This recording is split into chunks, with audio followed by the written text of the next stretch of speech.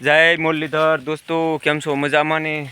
આજે તમને એક સુંદરમાં સુંદર વનસ્પતિના દર્શન કરાવવાના છે ને એ પશુપાલકો માટે એકદમ રામબાણ ઈલાજ છે. કારણ કે તમારી ગાય ભેંસને જો થનેલાનો રોગ, થનેલા એટલે ખરપી થઈ જતી હોય, આસણમાંથી બડખા આવતા હોય મિત્રો, ઘણા મિત્રોને આવે છે આસણમાંથી બડખા આવે છે, થનેલો આખો આવ હોજી જાય છે મિત્રો, એવું થાય છે મિત્રો. તો ખાસ કરીને પૂરો વિડીયો જોજો અને શેર કરજો કોકને, કોક પશુપાલકોને લાભદાયક થાય. તો હું મિત્રો આજ અહીં વનસ્પતિ છે, જે વનસ્પતિનો હું તમને પરિચય કરાવી દઉં. કારણ કે વનસ્પતિ મિત્રો આપણે અહીંયા જંગલમાં હોય છે ને એ વનસ્પતિને તો તમે જાણો છો, પણ આપણે વાત કરી રહ્યા છીએ સીસમની.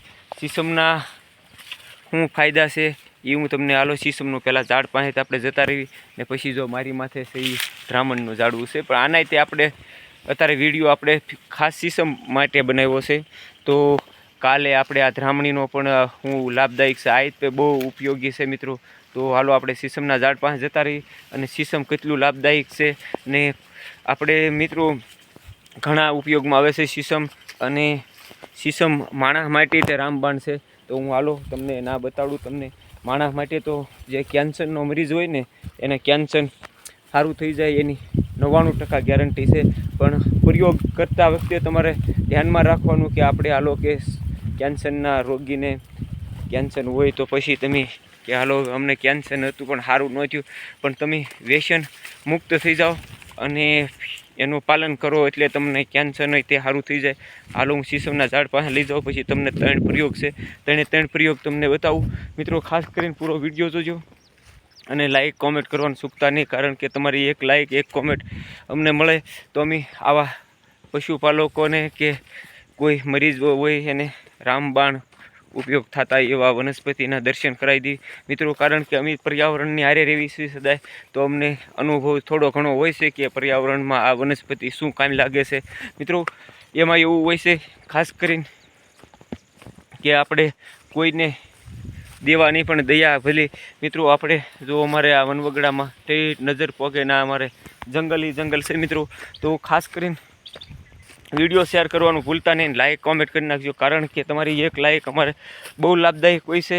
ને આ તમને આ જે આ વૃક્ષના હું થડ અહીંયા બહુ ઝાડા અઘોસર મિત્રો, જો આવી ભયાનકની અંદર અમે કેટલી મહેનત કરીને વિડીયો બનાવતા હોઈએ છીએ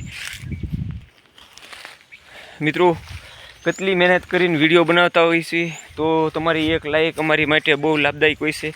અને અમુક માણસોના તો ખાલી નો વિડીયો ખાલી એના હોય તો છે, તોય તમે મિત્રો લાઈક કરો છો તો અમને પણ એકાદી લાઈક આપો તો અમને તે એક ઓલો હોય છે. કારણ કે અમે તો માણસો માટે અને પશુ માટે લાભદાયક વિડીયો બનાવું છું મિત્રો. તો ખાસ કરીને એક લાઈક બનાવી દે.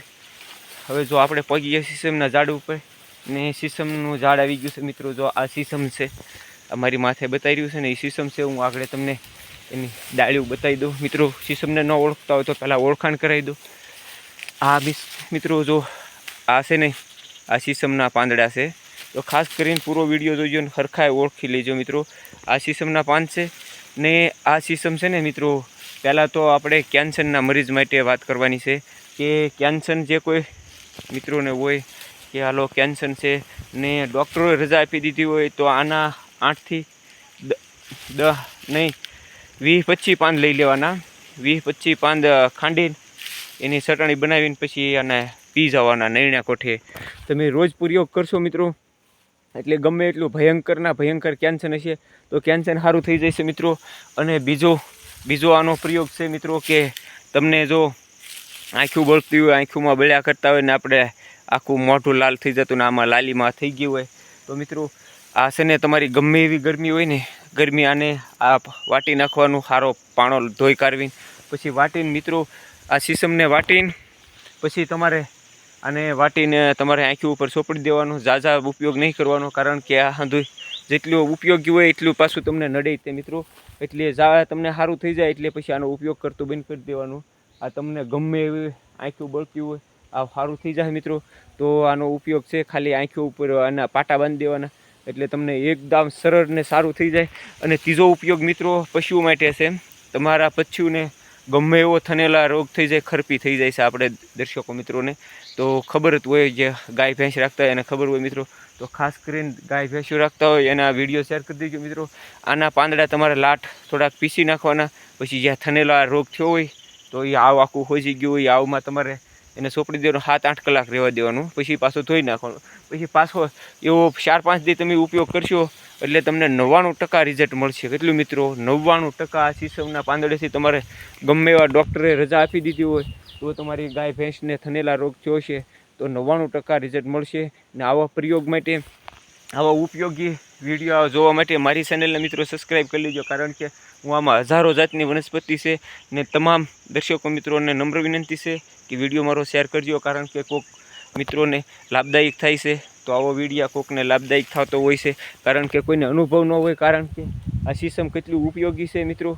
તો ખાસ કરીને વિડીયો શેર કરી દેજો અને એક લાઈક કોમેન્ટ કરવાનું ભૂલતા નહીં કે આ વિડીયો કેવો તમને લાભદાયક છે. તો મને તે વિડીયો બનાવવાની થોડીક ફુરસત રહી.